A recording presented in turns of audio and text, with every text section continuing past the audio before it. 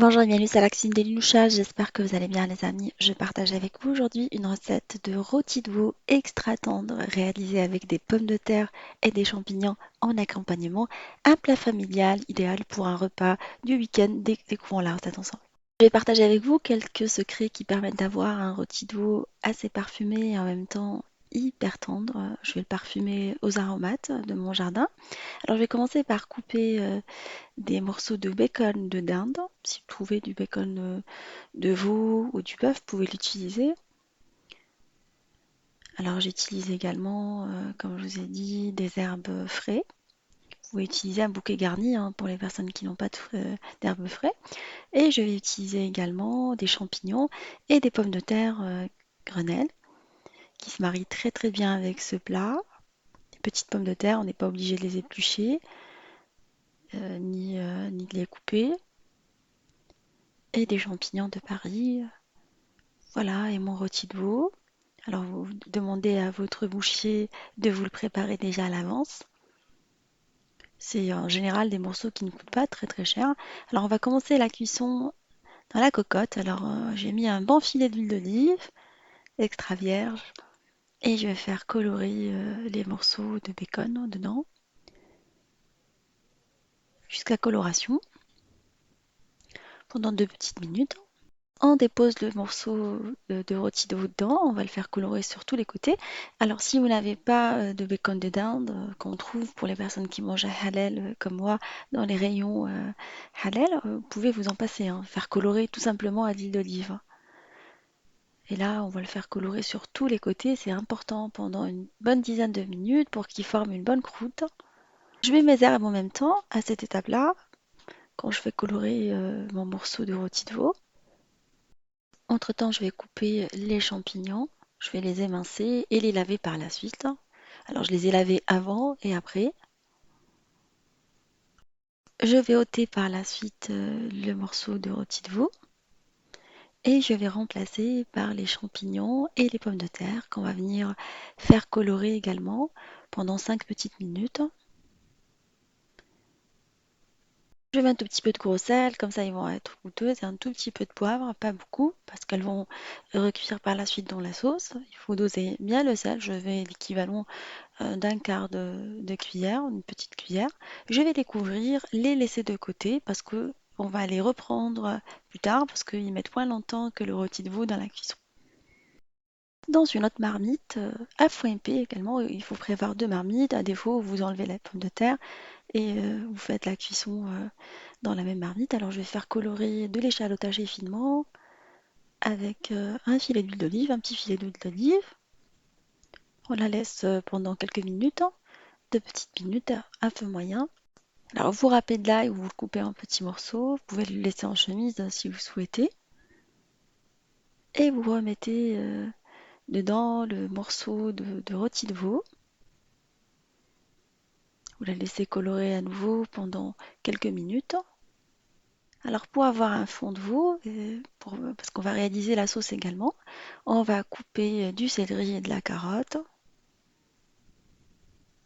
Comme ça, notre sauce, elle va être vraiment bien, bien, bien parfumée. C'est la sauce dans laquelle on va faire cuire le rôti de veau. On va les incorporer en même temps que le rôti qui est en train de colorer. On va mettre du gros sel. Également, c'est important de saler pendant qu'on est en train de colorer.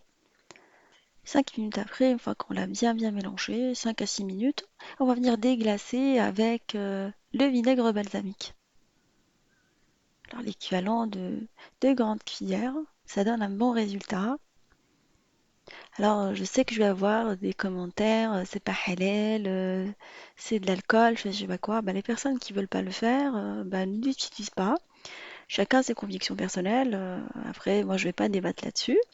C'est pas le but de la chaîne, moi j'en profite pour le faire parce que je sais que je vais avoir des commentaires là-dessus, comme à chaque fois.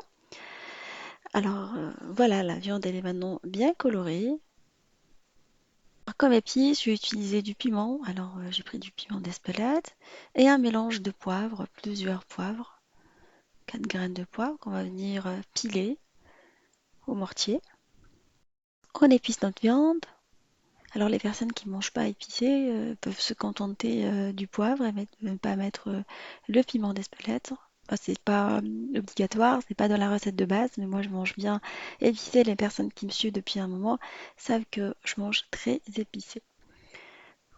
Voilà, on va venir après, une fois qu'on a déglacé, j'ai laissé le tout pendant 5 minutes supplémentaires. Voilà, il faut respecter les étapes de réalisation de cette recette pour avoir un bon résultat. On va venir après arroser avec de l'eau chaude. Alors, je vous laisserai dans la liste des ingrédients tout ce que j'ai utilisé dans la recette, comme ça vous allez pouvoir retrouver les ingrédients utilisés et reproduire la même recette chez vous. Alors je racle les bords, c'est très important de bien racler les bords avant de couvrir et laisser le tout cuire pendant 25 minutes à feu moyen. Après, je vais venir découvrir la viande, elle est mi-cuite. On va passer à la cuisson des pommes de terre, je vais vous montrer comment on va faire. Je vais ôter le rôti de la sauce parce qu'on va venir filtrer la sauce et faire cuire les pommes de terre. Comme ça, on va avoir un fond de veau parfumé aux légumes qu'on a mis. Je prends un chinois et je vais venir verser la sauce qu'on va venir filtrer, ce qui va nous servir pour la cuisson des pommes de terre et des champignons. Et pour que la viande continue la cuisson, on va l'arroser avec le jus. On mélange notre marmite, on va la couvrir et la laisser continuer la cuisson pendant 25 minutes supplémentaires. Tout en arrosant la viande bien régulièrement à chaque fois. Je prends un tout petit peu de jus et je viens arroser la viande. N'hésitez pas également à goûter la sauce pour savoir est-ce qu'il faut rectifier l'assaisonnement ou pas. Après, je vais prendre le rôti de veau que je vais venir faire gratiner dans le four, hein. Alors, c'est pas essentiel, vous pouvez vous contenter du rôti de veau comme ça. Nous, à la maison, on aime bien quand c'est un tout petit peu gratiné, les pommes de terre gratinées. Alors, je vais venir le remettre dans une assiette à long four, un plat à long four, plutôt. Je vais dresser les pommes de terre avec, je vais les prendre à l'aide d'une écumoire et je vais dresser toutes les pommes de terre autour. Alors j'en profite en même temps pour enlever les herbes qu'on a utilisées, ils n'ont plus d'utilité. À l'aide de l'écumoire, j'enlève l'ensemble des champignons, des petits morceaux de bacon de dinde utilisés. On va mettre quelques petits morceaux de beurre froid par-dessus la viande et les pommes de terre. Mon four il est allumé à 240, allumé en haut, mode grill, 240 à 250.